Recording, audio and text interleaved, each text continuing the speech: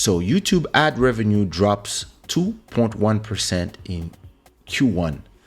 Alphabet takes $2 billion charge for layoffs. YouTube advertising revenue dropped for the third quarter in a row, dragging down Google's financial results as the video platform continues to navigate a soft ad market. Ad sales at YouTube declined 2.6% year over year in the first quarter of 2023 to 6.69 billion. That slightly beat out analyst expectation of 6.6 billion. Parent company Alphabet doesn't break out YouTube subscription revenue from YouTube TV or YouTube other premium service, but YouTube revenue was down 7.8% in the fourth quarter of 2022, following a 1.9 dip the quarter before that. That's a lot of dipping.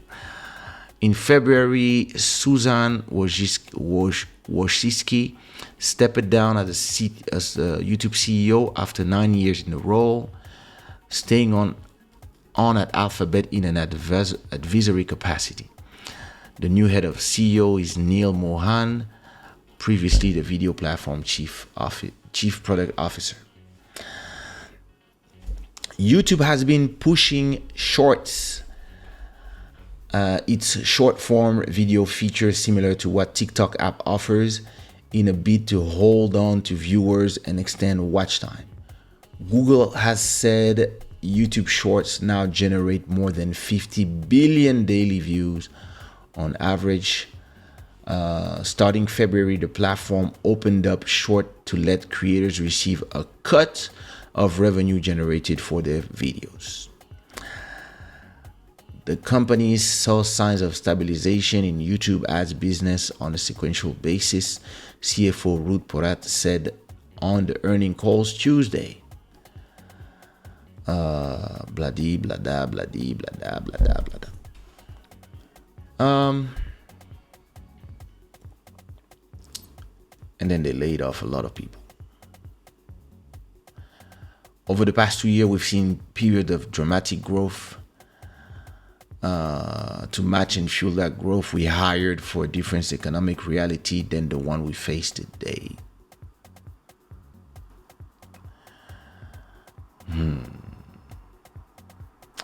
So, what I find interesting here is that, thanks, cousin. What I find interesting here is that the platforms that are now reaching, I would say, 15 years old, right? All the platforms like YouTube, Twitter, Instagram. I would call them the main three, right? Everybody uses IG, Twitter, and YouTube. And then you have the new platforms, the new challengers, if I would call them. You have, and it's interesting. Those three first platforms are all Americans. They're all American, and they are kind of imposing internationally the view of the world of the Americans.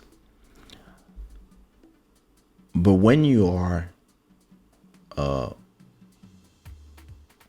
Russian or Congolese or Chinese or Japanese or Turkish, you might not have the same opinions and views and vantage point on the world than an American or French.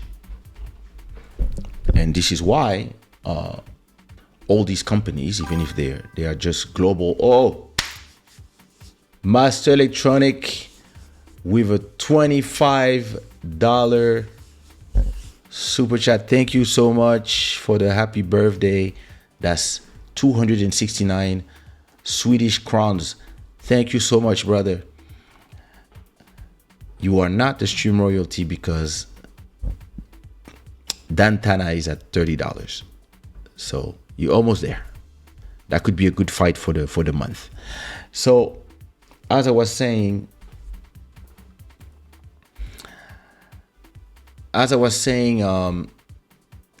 we are in this thing where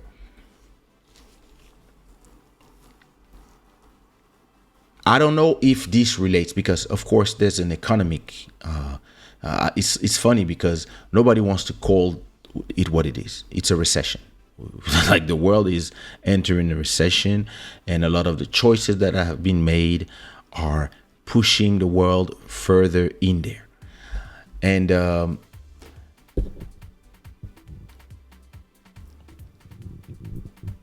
I don't know if it is just that, or if it is also the fact that YouTube as a platform has been inclined to censor some voices that don't think the right way, if I can call it like this. A lot of people who have different opinions about and of course you have opinions, then you have respect, then you have insults, right? But you might not agree with some things that are pushed by the American culture. You might not agree with them from your point of view, or from your culture, or even from America. And YouTube is quick to demonetize you if you talk about a certain subject. And some people lose their channel instantly if you talk about some subjects in the wrong way, or if you express your opinion about something. And so we saw this with all the debates about the pandemic, all the opinions that people have about the war in Ukraine, all these words I'm saying, people on YouTube are scared to tell them, because soon as you say them, the algorithm will just demonetize your video. And it depends what you're saying about them. You might say you agree with the Ukrainians and with the Occident is pushing them on a certain position, etc., and nothing would happen to you. But if you disagree and you're like, yo, all this makes no sense or whatever, you might get demonetized or your video removed. There was the same thing for COVID. And you might come from another vantage point. You might come from Congo and be like, yo, like, why the whole world is supposed to support this point of view when it's us, you don't. And interestingly, on YouTube, and I don't believe it's the heads at YouTube, I believe it's the people who work at YouTube who sometimes decide what gets monetized or not, and moderate the content, are supposed to moderate from a point of view of being removing their own political and idea of society. They're supposed to push it away when they are understanding that maybe they disagree with you, but if you didn't say nothing that is insulting or hateful, you're supposed to be able to have a different opinion than them. But it feels like for a lot of subjects, you can't even have like a different opinion now. And the people who work in all these companies, they tend to lean very, very heavily on the left and in the American left. So everything that goes with that are pushed to everybody else. and everybody that doesn't agree with that seem to be either censored or demonetized, and that's a problem. These platforms are supposed to be platforms with where you have freedom of speech, right? And some people are starting to feel like they can't give their opinion about certain stuff, unless the people who moderate agree with you. But if you want to make a platform for everybody that is a platform for freedom of speech, you have to be able to give your opinion and have an opinion that whoever runs the platform or whoever works at the platform disagrees, but doesn't punish you for disagreeing with you. But because people are more and more entrenched in their opinions, you see that.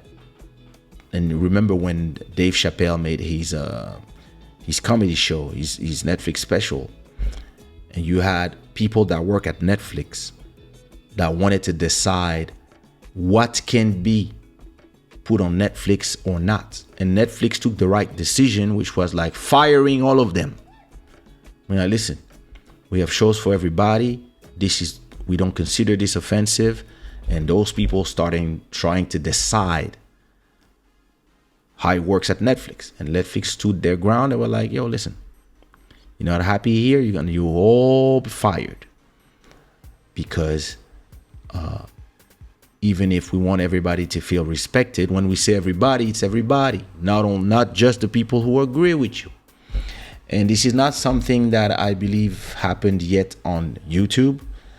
And it might be a reason why a lot of creators and some advertisers as well, on top of the economy, are starting to, and listen, I would say a lot of creators are moving to other platforms, and some of the advertising money is also going to these platforms with the creators.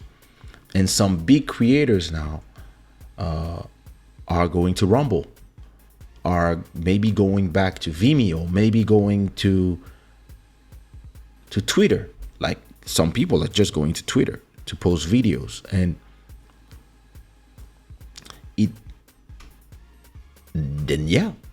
maybe these people are starting to realize that who creates the content on YouTube are the creators. And you cannot pick and choose who has the right to have an opinion. And some people to give you somebody who's a very controversial, Andrew Tate, for example, has been banned from YouTube, and we don't know exactly what he said specifically, right? It's just that somebody's just like, nah. So what he did, he went to Rumble, and the million of followers he has, they didn't stop using YouTube, but when he's live on Rumble, that's where they're at. And you have these platforms that are more and more trying to decide for you what is good and bad. When you are a platform, you are not here. Of course, you have to protect people from harm, from misinformation. That's the thing here. Who controls the fact checkers? Those are important questions. We don't know. Somebody can say something and that's completely crazy or conspiracy theory. But if he has 10 followers, nobody cares to let you be on the platform. Now, if you have 1 million followers, you become dangerous with your theory because some people are listening to you. But people always had theories about everything. And people always had diverging opinions about everything. And the internet was supposed to be a place where everybody comes and talk, and everybody comes and all the opinions collide. But somehow the American platforms started deciding that you can say some things and others not. And normally the freedom of speech says you can say everything you want. And now if you say something offensive, people can attack you. A judge can come and put you in jail or give you a fine for something you said. But now people are trying to take control maybe because they are trying to protect themselves from the things you say on their platforms. But you are having to this point where people are trying to tell you that, oh, you can say some things and you can say some. You cannot say other things. And listen, I receive directive from YouTube every month as the creator newsletter. And in the policy, every month they tell you the things you can say and the things you can't. And you're like, yo. I remember like 6 months ago, or maybe before, you had a letter when they said anybody who says that the Russians are right and the Ukrainians are had it coming or something like that can lose their channel. And you're like, what? But I remember watching Vice documentaries in 2014. Let me see if they still are on YouTube. Let me watch something. Let me see.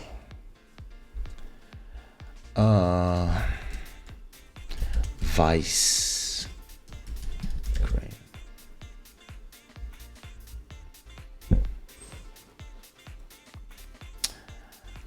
Let me see. Let me see.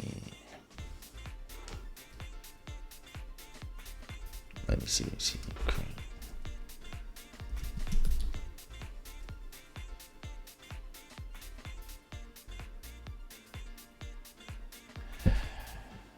So, look at this.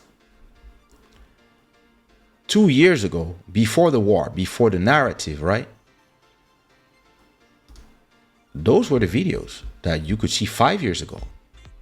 Ukraine rogue militias, white supremacist militias in Ukraine, the far right in Ukraine,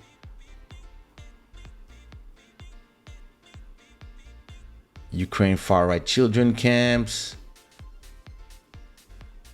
etc., etc., etc. Like, and if you went like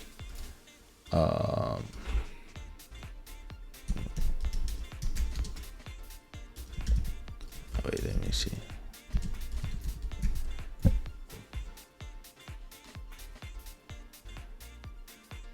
Before the war, again, everybody was telling you about the oligarch behind Zelensky, the corruption scandal, the Pandora Papers. So all these was not new, right? And then all of a sudden, boom. Nobody can say nothing anymore. Like, and I find it personally, even if I'm not a political commentator, and I sometimes I just talk about everything, but I kind of find it crazy how the U.S. administration has decided, and the Occident have decided a specific narrative, and everybody has just to follow it. And so that the news media say stuff, okay. But I remember all these doctors in the COVID time who were just stating different opinions. They were losing their channels, they were losing the Twitter accounts because the people who are in control of the day-to-day of these platforms were being a little, I would say, they were a little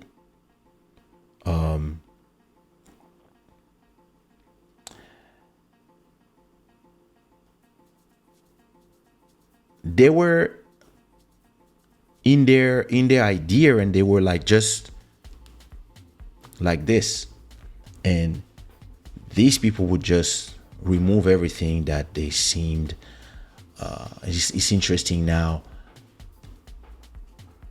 People can attack you just because they feel that whatever you say makes them feel bad. And I've been saying for a few times now that there would be a pushback, and at a point YouTube was the only place where you could put your content, and now people have choices between 2 or 3 other platforms. Of course, YouTube is YouTube. YouTube has been there for so long, but listen, before YouTube, I remember Vidler, I remember Dailymotion, Vimeo still exists, and at a point, and I think it's healthy for people to have choices of platforms, to have at least 4 platforms where they can say what they want to say. Of course, inside of the limits of the law, of course, but they can state opinions and disagree on things without being attacked by the platform. And I don't know if this revenue decline of YouTube has something to do with that as well, but there might be something there.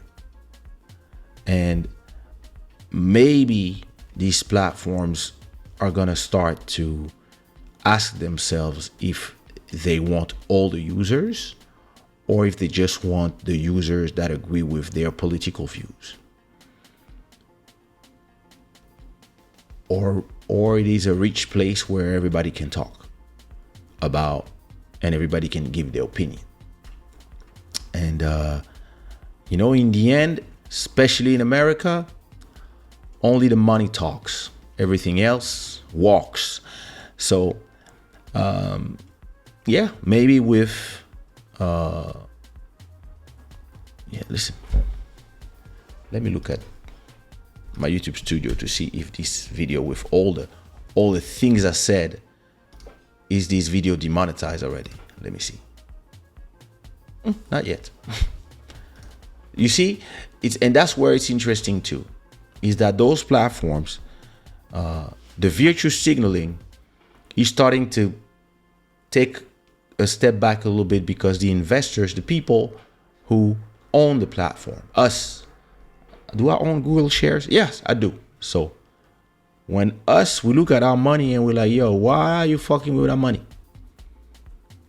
No, but the person said that a man cannot enter women's bathrooms, and if the men feel whatever, and you said, yeah, what's wrong with that? No, it's not.